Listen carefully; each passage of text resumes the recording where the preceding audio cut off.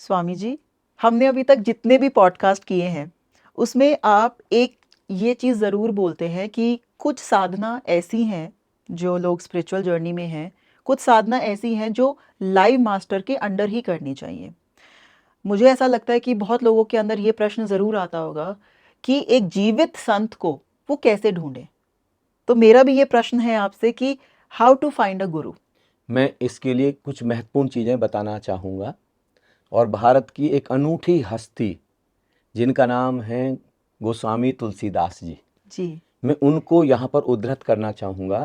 गोस्वामी तुलसीदास ने अपनी श्री रामचरितमानस में जब भगवान राम और माता शबरी की भेंट होती है तो उस समय एक बहुत सुंदर प्रसंग आता है, नवधा भक्ति, जी, यानी भक्ति के 9 कदम, जिसमें आखिरी जो कदम है वो मोक्ष है, वो निर्वाण है, वो वहाँ उस परम समता में छलांग है।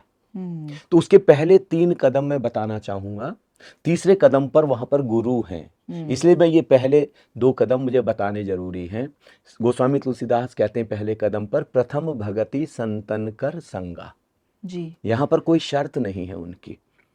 जैसे जैसे ही हम धर्म की तरफ बढ़ेंगे, अध्यात्म की तरफ बढ़ेंगे, तो हम शुरू में क्या करते हैं, शास्त्र पढ़ना शुरू करते हैं, हम किताबें पढ़ना शुरू करते हैं, ग्रंथ पढ़ना शुरू करते हैं, हम किसी यूट्यूब चैनल पर जाते हैं, वहाँ पर वीडियो देखना शुरू करते हैं, या फिर हम ऑडियो सुनना शुरू करते हैं। वहाँ से हमारे अंदर एक जिज्ञासा आनी शुरू होती है, जी, हमारे अंदर कुछ प्रश्न आने शुरू होते हैं कि धरती गोल ही क्यों है, हाँ जी, और ये धरती अपनी धुरी पर कैसे घूम रही है, इसको जी, कौन घुमा रहा है, राइट, और ये धरती वो कौन शक्ति है, ये सूरज का चक्कर लगा रही है, बड़ा अनूठा है, और कभी सूरज से आज तक टकराई नहीं है।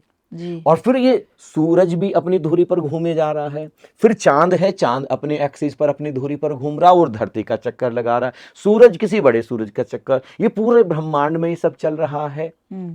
ये जो पूरा ब्रह्मांड है, ये पूरा का पूरा ब्रह्मांड कैसे संचालित हो रहा है।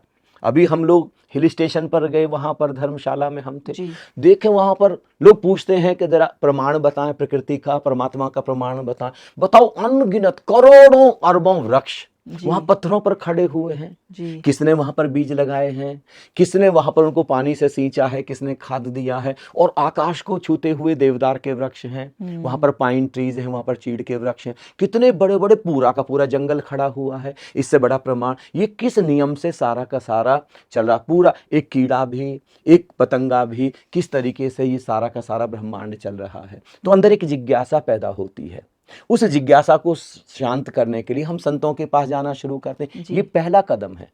हम तय ना करें, हम जनरली क्या हो जाते हैं, हम बायस्ड हो जाते हैं। हाँ जी, हमारे अंदर एक पहले कदम पर ही धारणा बन जाती है कि नहीं नहीं, हम उनके पास तो जाएंगे, इनके पास में नहीं जाएंगे, क्योंकि माता पिता से सुना है, समाज से सुना है। स्वामी जी, एक चीज मैं बोलना चाहूंगी कि आजकल लोग ये देखते हैं कि इंटरनेट पे कौन फेमस है और किन के ज्यादा व्यूज हैं, और यही मेरे गुरु हो सकते हैं। ऐसा कुछ, और भारत में ही एक और भी धारणा है कि जो असली फकीर हैं, असली संत हैं, वो तो गुफाओं में छिप करके रहते हैं, वो तो ज्यादा पॉपुलैरिटी नहीं करते हैं। तो आप अपनी ही धारणा के विपरीत काम कर, एक तरफ तो आप कहेंगे कि जो बड़े से बड़ा फकीर है वो ज्यादा पॉपुलैरिटी के चक्कर में क्यों पड़ेगा, है ना। फिर दूसरी तरफ आप खोजते हैं वो जिनके सबसे ज्यादा व्यूअर्स हैं या जिसकी सबसे ज्यादा पॉपुलैरिटी है। ऐसा तो नहीं है। अभी जैसे अब कोई भी, अब जैसे आज हकीकत में कोई परम ज्ञान को उपलब्ध हुआ, कोई परम सत्य को उपलब्ध हुआ, तो वो तो आज से ही शुरुआत करेगा ना, तो उसका तो आज एक भी व्यूअर नहीं है ना, तो यहीं से शुरू कर रहा है ना। और हो सकता है उसने जो अनुभव किए हो, ऐसे अनुभव शायद किसी दूसरे ने ना किए हो, बहुत अनूठा, और उसके पास जो साधना की विधि हो, वो साधना की विधि किसी भी दूसरे के पास ना हो। तो हम जाना शुरू करें, हम उठना शुरू करें, बैठना शुरू करें, हम सत्संग प्रवचन सुनना शुरू करें। प्रथम भगति संतन कर संगा, दूसरी रति मम कथा प्रसंगा। दूसरे कदम पर क्या आएगा, संतों को सुनते सुनते अब परमात्मा में, उस अनंत में, उस अज्ञात में हमारा रस बनना शुरू होगा। हमारे अंदर अब एक केवल कौतूहल नहीं, केवल जिज्ञासा नहीं, अब प्यास जगनी शुरू होगी कि मुझे उसको अनुभव करना है। मुझे केवल शाब्दिक ज्ञान नहीं, परमात्मा के बारे में नहीं, मैंने बहुत सुन लिया, अब मुझे परमात्मा को ही जानना है। सत्य के बारे में अप्रवचन बहुत हो गए, किताबें बहुत पढ़, अब मुझे सत्य को ही जानना है, ये सत्य आखिर है क्या। तो फिर आप इसको करते करते करते करते फिर आप गोस्वामी तुलसीदास की चौपाई सुनते हैं फिर कि बिन गुरु हो ही न ज्ञान। वो जो ज्ञान है, परम ज्ञान है, बिना गुरु के नहीं हो सकता जी। फिर हमको खोजना पड़ेगा तीसरे कदम पर, गुरु पद पंकज सेवा, तीसरी भक्ति अमान। तीसरे कदम पर गुरु आए जी। और गुरु का किस तरीके से आगमन होगा?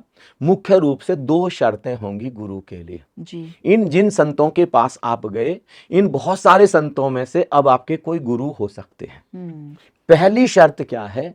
क्या इन सब संतों से मिलते मिलते क्या कोई ऐसे संत 1 2 3 4 कुछ ऐसे संत हैं जिनसे आपके हृदय के तार मेल खाते हैं, जहां हृदय की वीणा झंकृत होती है, जहां आपके हृदय की वीणा पर कोई संगीत पैदा होता है, जिनकी आंखों में देख करके आपको कुछ लगता है कि नहीं बड़ी अद्भुत बात है, कोई आपको खिंचाव, कोई मैग्नेटिक पुल फील होता है, अगर आपको कोई चुंबकीय आकर्षण महसूस होता है, हृदय में उनको देख करके कोई प्रेम, कोई श्रद्धा का भाव उमड़ता है, तो इनमें से कोई आपके गुरु हो सकते हैं। पहली शर्त तो ये है जी। और दूसरी शर्त क्या है? दूसरी शर्त क्या है कि वो जिनसे आपके हृदय के तार मिल गए हैं, उनमें से वो सज्जन आपके गुरु हो सकते हैं जो आपको, जो वेदों में जिस ओम की चर्चा है उसको अनुभव कराएं। याद रखिए, ओम ओम जपवाना नहीं है, अनुभव कर, राम राम रटना नहीं है। वो जो हिंदू कह रहे हैं राम नाम सत्य है, सत्य बोलो गत्य है, वो राम नाम क्या है? रटने के लिए नहीं। देखिए, आप सीधी सी बात है, जैसे आप भोजन करते हैं, आपको भूख लग जाती है तो आप माला लेकर के भोजन भोजन भोजन भोजन का तो जाप तो नहीं करते हैं जी। आपको प्यास लगती है तो माला लेकर के आप पानी पानी का जाप तो नहीं करने लगते हैं जी। मैं आपसे प्रश्न पूछता हूं, मैं सारे अपने युवाओं से प्रश्न पूछता हूं, पूरे भारतवर्ष के, पूरे विश्व के, आपको बहुत प्यास लगी हुई है, बहुत ही ज्यादा प्यास लगी हुई है, और आप किसी सज्जन के पास पहुंचते हैं और आप जाके निवेदन करते हैं मुझे बहुत प्यास लगी हुई है, कहीं ऐसा ना हो कि मेरी मृत्यु हो जाए, तो क्या 2 घूंट पानी मिल सकता है?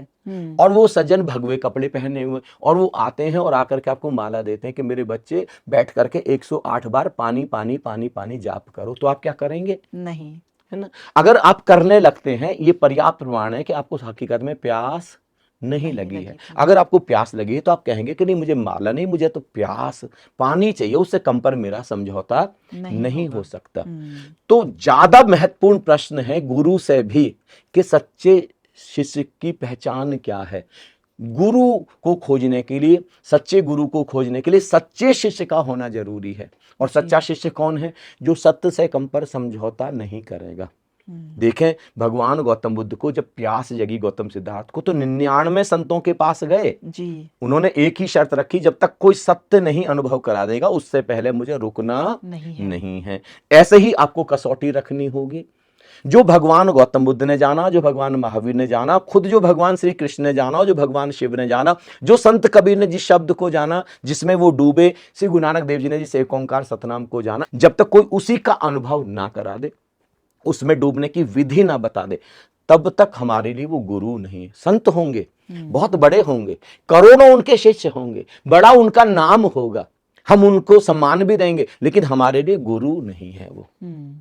ये अनिवार्य शर्त है। दूसरी जी, एक बहुत महत्वपूर्ण चीज मैं यहां पर एक और उद्धृत करना चाहूंगा, कोई जरूरी नहीं है कि जो आपके माता पिता के गुरु हैं वो आपके भी गुरु होंगे जी। और जबकि यही हम देखते हैं इंडियन हाउस होल्ड्स में यूजुअली यही परंपरा होती है कि जो माँ बाप के गुरु हैं, बच्चे को लगता है कि मेरे भी गुरु वही हैं।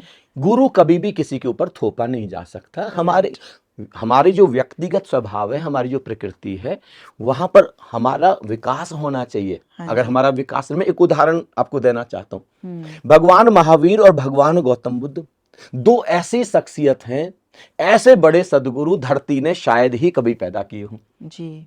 इतने बड़े गुरु हैं, इतने बड़े मास्टर हैं। अब कल्पना करें, संत मीराबाई एक तारा लेकर के, अब गौतम बुद्ध बैठे हुए 10,000 या महावीर बैठे हुए अपने 40,000 भिक्षुओं के साथ में, एकदम मौन, एकदम साइलेंस में, और ये बाई पहुंच गई अपना एक तारा लेकर के, गीत गाते, इठलाते, गुनगुनाते, और वहां तो गौतम बुद्ध भी कहेंगे, महावीर भी, वहां तो सारे शिष्य कहेंगे चुप बाई, चुप बैठ जा, बाई चुप, गाना बंद कर, मौन बैठ। अरे बाई चुप नहीं बैठ सकती। मीरा के शिष्य होने में कोई कमी नहीं है और गौतम बुद्ध और महावीर के गुरु होने में कोई कमी नहीं है, लेकिन फिर भी गौतम बुद्ध और महावीर मीरा के गुरु नहीं हो सकते। अब मीरा नाच नाच करके पाएगी, गीत गा गा करके पाएगी, गुनगुना करके पाएगी, एक तारा बजा करके पाएगी, और गौतम बुद्ध के शिष्य मौन बैठ करके पाएंगे उसी चीज को, दोनों एक ही चीज को। वो वहां परम शून्य होंगे भीतर मौन में उतर के, और ये परम शून्यता में प्रवेश करेंगी एक तारा बजा के, गीत गा के। तो संत रविदास ही गुरु नानक देव जी की इनके साथ पढ़ सकती है। संत रविदास कहेंगे नाचो, मैं भी नाचता हूं साथ में।